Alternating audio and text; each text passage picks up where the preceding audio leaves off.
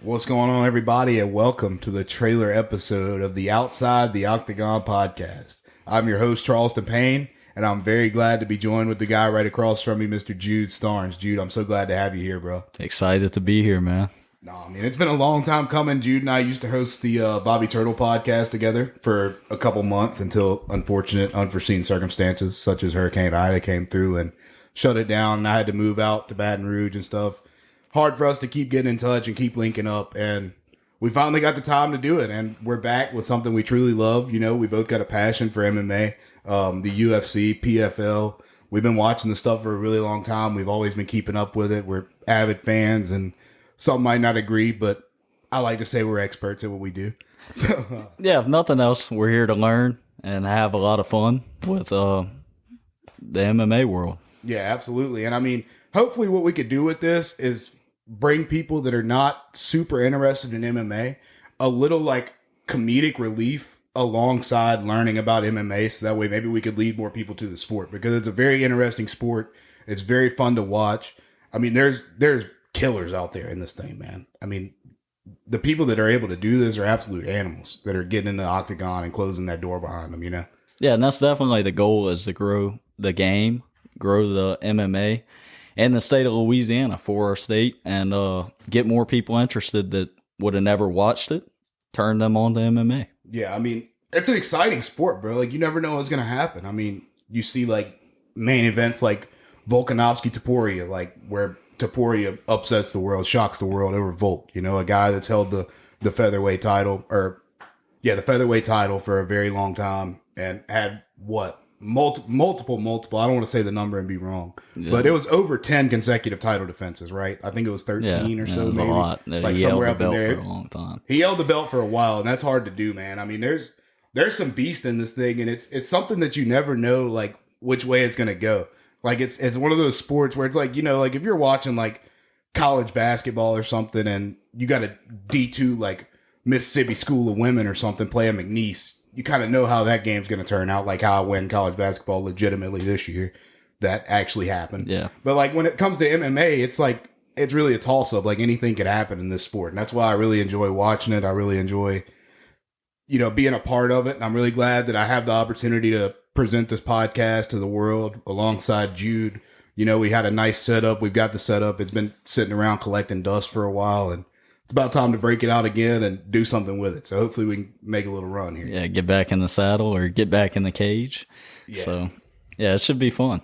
No, I mean, so like, what's kind of your main goals with this, Jude? Yeah, my main goal is to, just like Khabib did for Russia, he shined the light on Russia, and now there's a lot of Russian fighters in the sport. I would like to see more Louisiana fighters make it big in the MMA and grow the game.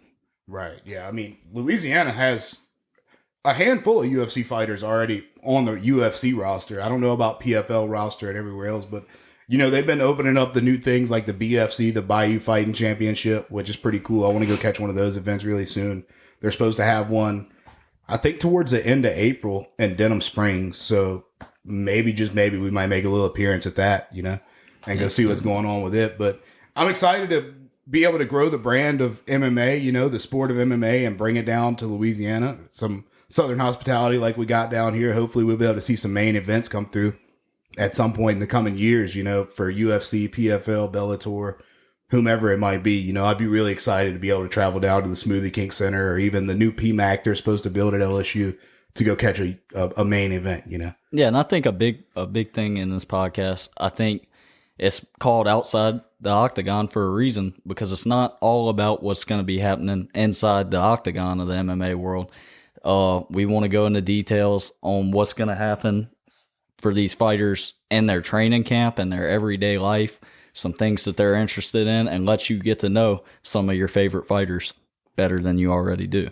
Absolutely. And I mean, as far as it goes for right now, as of what we're working with at the moment, I think we got some pretty great guests lined up already to only be recording the trailer episode here today. The day before Easter is when we're recording this. We'll hopefully have it out to you guys by like next Friday or so.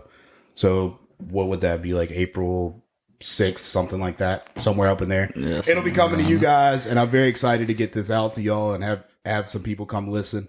As always, go follow us on Instagram at outside the octagon pod _. Got to put the underscore in there because somebody else is using the outside the octagon pod, even though there's no podcast called this anywhere in the world. So whoever came up with that idea for the Instagram handle before us, more power to you, I guess. But no, man, I mean, I'm super excited to be able to bring this thing around and be back behind the mics with you, Jude. I know you're probably equally as excited as me. So excited. And then it's a topic that, like I said before, you and I are both very into. We study this stuff. We look forward to it. There's a good fight coming up tonight. And I'm not really going to preview that too much in the trailer episode, but I am going to let you know going forward. If you're listening to the podcast, some of the things you could expect for us is maybe like a preview of the upcoming fights, a review of the previous fights for that week, as well as what we're going to try to do here is we're going to try to have a guest for you guys every other episode. So you'll be hearing from just me and Jude twice a month, and hopefully you'll be hearing from a guest twice a month as well. And it'll be a different guest every time. And maybe at a point, some Twitch live stream reactions to some fights, hopefully. But we'll see where it takes us. Absolutely. I mean, Jude and I were having the idea last night, having a conversation about it before we got together and sat down to be able to record this. And hopefully over some time, after we get to what would you say, 1,000 followers on Instagram or something, we'll be able to do whether it be Twitch live stream, IG live, something like that. We'll live stream and go live while we're watching the fight. So that way you guys could see our live reactions. Because one thing I could tell you guys, I broke a decibel record with Jude a couple weekends ago whenever Poirier fought against Benoit. Yes, sir. We broke a decibel record at that apartment complex, man. We was shaking the pictures off the wall. Yeah, because, big Dustin Poirier fans, being from Louisiana, representing the state, and he represented us well. Oh, yeah. He always does, man. Yeah, Poirier always shines out for us. We're actually lucky enough to be from the same hometown as Kurt Holloway, so awesome enough. And hopefully very soon we'll be able to have him as one of our guests. I didn't really want to name drop anybody this soon, but I'm pretty confident that we'll be able to get to that point very soon. So hopefully we'll be able to have Kurt Holloway come stop by, have him on, get a little inside the Octagon input from him, although we are the Outside the Octagon podcast. And one thing is, no matter how we talk about any of these guys at any point, we respect every one of these guys. I mean, they're warriors. They're absolute warriors. I wouldn't want to run into any of these guys on the street. No, exactly. I mean, this is not going to be anything like what you see Bradley Martin out there doing whenever he hops on with Sean O'Malley. You think I could beat you in a street fight? I'm not asking any of these guys that we ever have on the podcast, male, female, it doesn't matter what you are. I know very confidently in my mind that if you're in this sport, you're in it for a reason, and you could tap me out, knock me out, submit me, whatever the hell you got to do. I mean, there's some beast in this thing, and some guys, maybe they're not our favorite fighters. Some ladies, maybe they're not our favorite fighters. That does not mean that I don't still respect them on a very high pedestal, because I mean, like I just said, those guys are animals, man. Yeah, these men and women, this fighting's different than every other sport because you don't play fighting. I mean, you fight. Yeah. So it's human chess in a way, but it's not a game. Yeah, no, I mean, it's crazy to watch some of these people go at it. I mean, one fight that Jude brought to my attention recently in the last few weeks was the Rory McDonald versus Robbie Lawler fight. Man, when you get to that fourth round watching that fight and you see that cut that Lawler gets, I don't know if you guys have seen that fight or not before, but it's on, I found it on YouTube. It's also on ESPN Plus if you're subscribed to that. But, I mean, that was just crazy, dude. Great fight. To see somebody get beat down that bad, both of them. I mean, they were both beat down. They put on a show that night. I mean, it's just awesome, man. And given there's some guys that have the reputation of being a quote boring fighter, like Colby Covington, for example, or guys like that, but I mean, still, all in all, I don't think there's any such thing, truthfully, as a boring fight. Yeah, even though, as a fan, we're watching it oh, let me see some more action. Let me get off the ground, do something while you're on the ground, or stand and bang a little more, something like that. Still, though, I still got the utmost respect for these people because... Yeah, I mean, the truth is that you can die anytime you step into that octagon. You're getting cut up, you're going to bleed, and you could die anytime you step in. So I respect these guys to the max, and women to the max.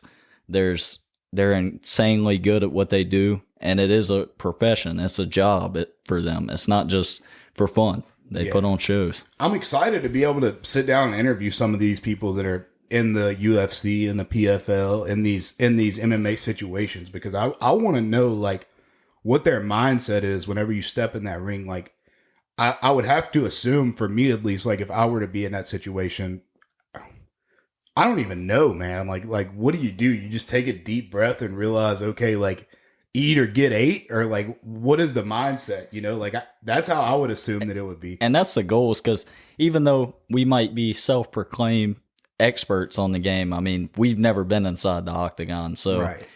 We're going to learn something every interview that we do. And every episode that we talk, we're going to learn more and more. And you're going to see us grow and become more educated as this podcast grows. Yeah, I mean, and I'm so excited to have Jude alongside with me. Like I said already, it was a long time coming for he and I to hop back behind the microphones for you guys again.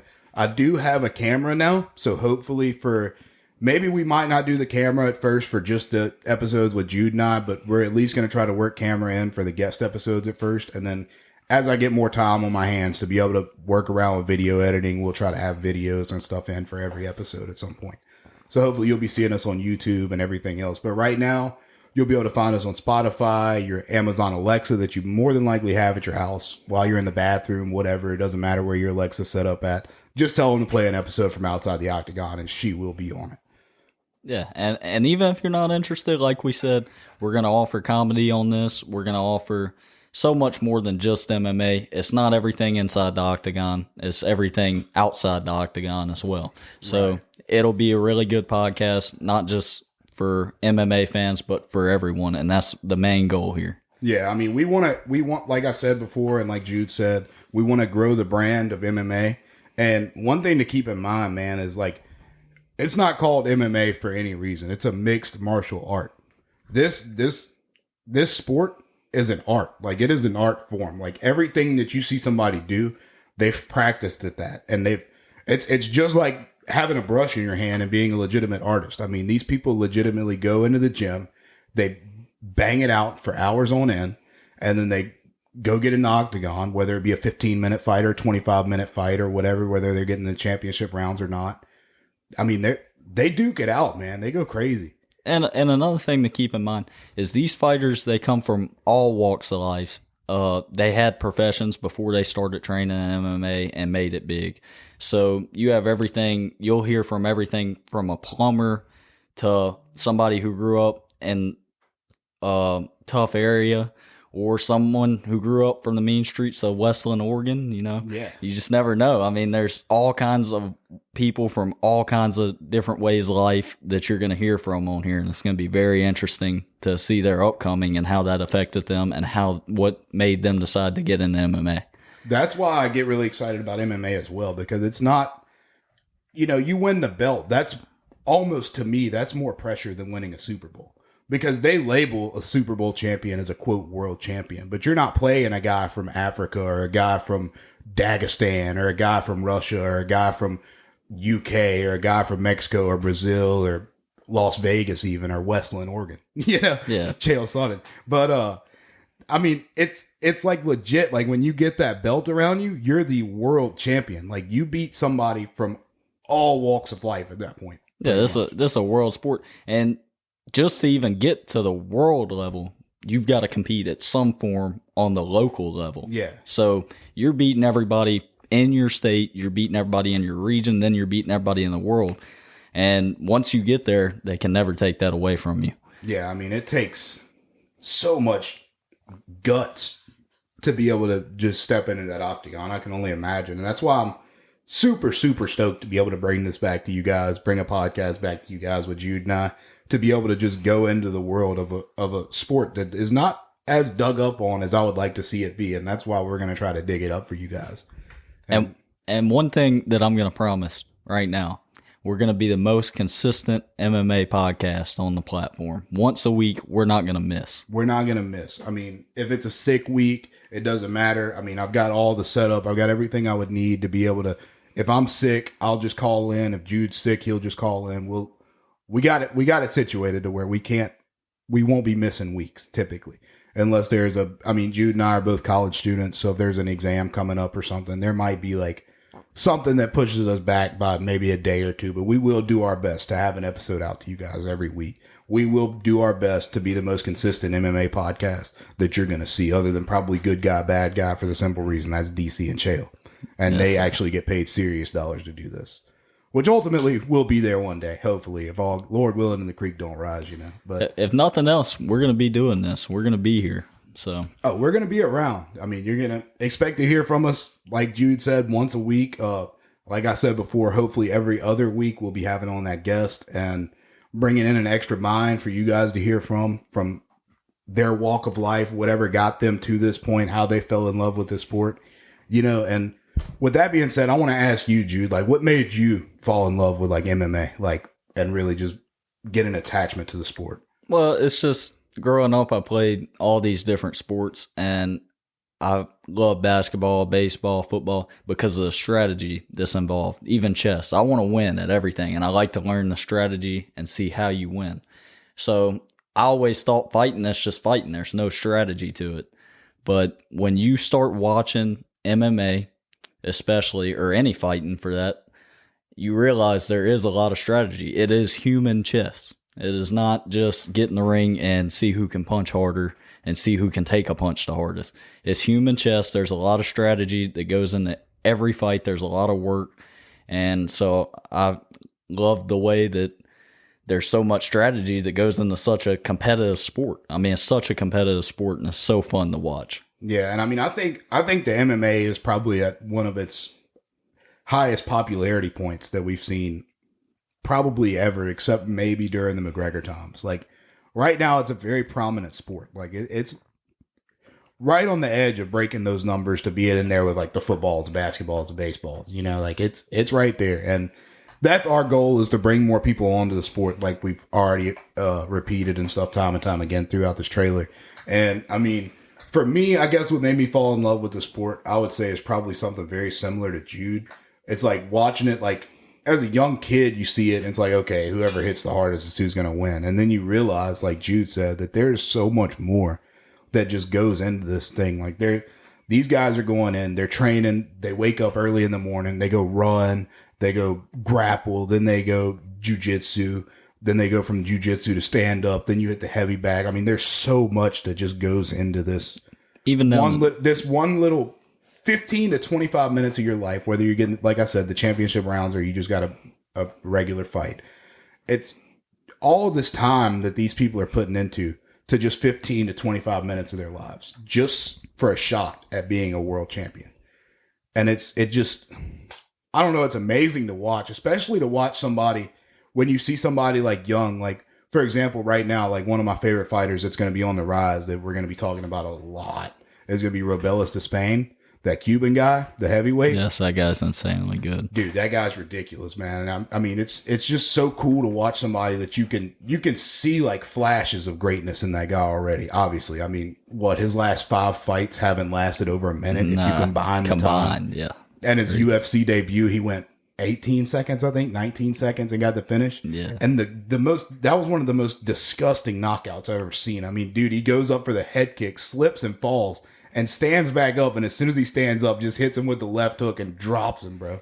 Insanely powerful. Yeah, and I mean, that's one of the moments where it's like, okay, who can punch the hardest may fall into play here, but I mean, that's one of the guys that, I mean, like, I guarantee you within the next 3 years, we're talking about him for a belt, whether he's not the champion, he's going to be one of the contenders. Yeah, he's going to be a top five guy. Yeah. Guaranteed. I mean, that's an absolute lock. I knew that from the moment I first watched that first fight with him.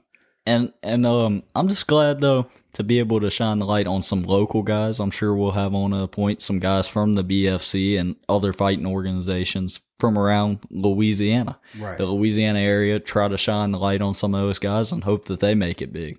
Because it's not always about the big guys who's already made it, but sometimes it's special to see those guys that's doing this for a grand a fight. I mean, they're not making anything after training and all that, and we'll talk with those guys and see exactly what goes into it for them and what keeps them going. And I think that's one of the things I'm excited to see. So. Yeah, absolutely. I mean, because you got to think the guys that aren't in the UFC right now making their big UFC appearances and stuff. There's multiple people that are trying to get to that level.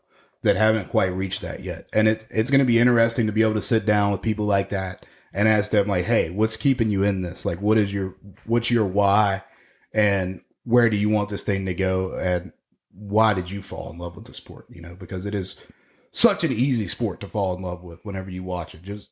When I really locked into it, I guess probably the main fight that really got me into the UFC, and I'll ask you this question to see what yours was, but the fight that got me into the UFC was Khabib McGregor, that fight card.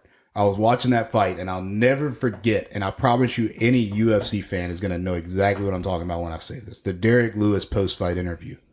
My balls was hot.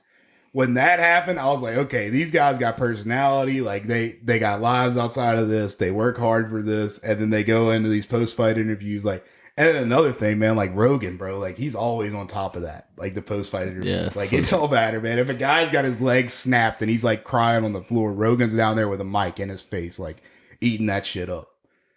And I would say like what really got me into it the biggest, I've watched it here and there, but Poirier being from here, got me really interested. And then so watching him versus McGregor during COVID when everything was slow, and I think that's when you saw a big rise in the UFC because people just didn't have anything to do. So you start watching stuff like that. And so I fell in love with it watching a guy from the hometown beating the notorious Conor McGregor. So right. Not that Poirier's a nobody. Obviously, Poirier was big at the time, but It was just insane to think that somebody from Louisiana beat the notorious one. Yeah. And I mean, dude, it's crazy because Derek Lewis is also a Louisiana boy. Yeah, Derek Lewis, DC. Daniel Cormier, DC. Yeah, I mean, we got quite a few. Kurt Holloway. Holloway, of course. The Ultimate Fighter champion. I mean, that's a big accomplishment. Yeah, I mean, that's crazy. I'm super excited to be able to hopefully sit down with him one day and ask him, like, what that process is like going through the TUF, the Ultimate Fighter, and all that type of stuff, the Dana White Contender Series. Like, how does that work? How do you get to that point? And ultimately, how do you get through that? Because that's not an easy thing to walk away winning, you know? Yeah, because even Nate Diaz, I mean, you know he's one of the toughest guys in the UFC ever. And even he said that was the worst thing he ever did, and he does not suggest doing it at all. So if he's saying something like that, I can't even imagine how tough you have to be to make it through the Ultimate Fighter. Yeah, and then, I mean, you got all these, like the Contender Series, Ultimate Fighter, you got the Team McGregor, Team Chandler whenever they were coaching and stuff like that. Like, you got, I mean, it's a revolving door. I mean, the sport's open, man, to anybody. Like, anybody can get into this thing. You know, you just got to have talent. You got to have grit, and you got to have grind. Like, I don't know. It's a nasty sport, bro. It's fun to watch, and I don't know. I just love it. Yeah, you just got to be patient, willing to learn. And even if you're listening to this podcast right now, doesn't matter what age you are. I mean, Yoel Romero is what, 47? He's still fighting. Dude, he's yoked, bro. He's insanely big. You just got to have that determination. You got to be willing to do it, which I'm not a fighter, so I couldn't really tell you, but anybody can do it. I mean, right. I mean, the door's open to anybody if you want to like actually get out there and be a mixed martial artist. Unfortunately, I don't have the guts to pull it together and be able to step into an octagon with somebody knowing it's pretty much life or death, eat or get ate, like I said earlier, you know. I don't think I have that dog mentality in me quite yet. I don't think I ever will, to be able to just know that, like, okay, the world's watching right now. I might get knocked out, and then people are going to be talking about that online for a while. Yeah, the pressure on you has got to be insane. I mean, it's not like basketball or anything else where you're watching teams play.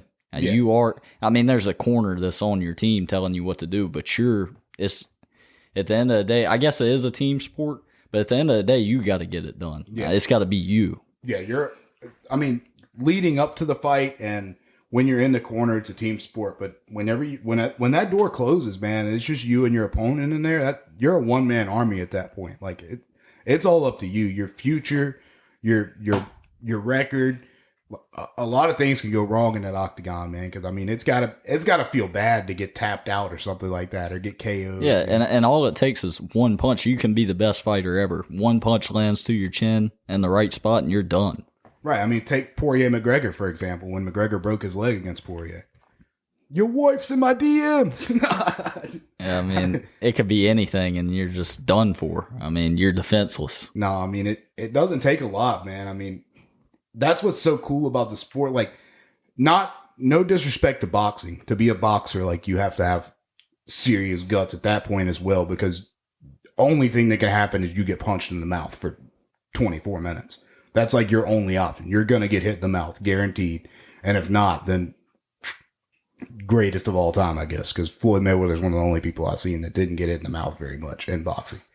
But for MMA, I mean, there's, like we said already, there's so much more that goes into it, bro. Like, you could be standing and banging with a guy, throw a left hook, next thing you know, your legs are both out from underneath you, and you're getting packed around the cage by Merab. As a former champ, Henry Cejudo, while he's walking around talking to Mark Zuckerberg, even though right before that, you were in the middle of trying to throw a left, and next thing you know, you're getting packed around and laughed at. And that was an insane performance by Merab. I mean, that dude is incredible. I mean, Henry Cejudo, he's a world champion. So That's like crazy. He picked him up, just carried him around the ring and had his way. Which props to Henry Cejudo. Great guy, 2-time world champion. Legendary fighter.